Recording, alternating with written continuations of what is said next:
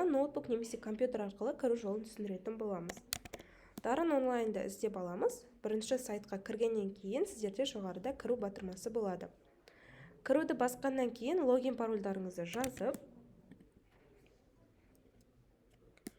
кіру батырмасын басамыз.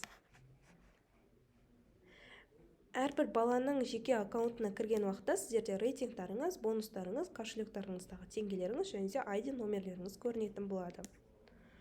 Өзіңізге қажетті пәнді оқуды жалғастыру батырмасын басып, бірінші тараудың бірінші тақырыбына кіресіз. Видео сабақты көресіз. Видеоны көріп болғаннан кейін міндетті түрде дәптеріңізге конспекті жазу керек. Әрбір конспектіде ережелер, словарлар және де есептер болу керек. Конспекті жазып болғаннан кейін тапсырмаға өтіп, барлық тапсырманы орындайсыздар және де тест тапсырасыздар. Тестте 10 сұрақ беріледі, 10 сұрақтың 7 балына жоғары балға жауап беру керек. Егер де сіз 6 немесе 5 балға жауап беретін болсаңыз, келесі тақырыпқа өтпейсіз. Видео сабақты қайтадан қарап, тестті қайтадан тапсыруға тура келеді. Және де сіздерде байқау тесті болады, ол аптаның соңында міндетті түрде орындау керек. Өзіңізге қажетті байқау тестін таңдап аласыздар, бастау деген батырманы басасыз.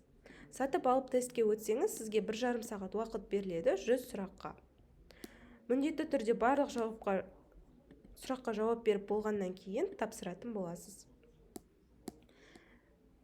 Осында қанша балл жинағаныңызда скриншот жасап, міндетті түрде кураторыңызға жібересіз, сабақтардың барлығын тексертуге. Сіздерге сәттілік тілейміз, сіздер дарындысыздар.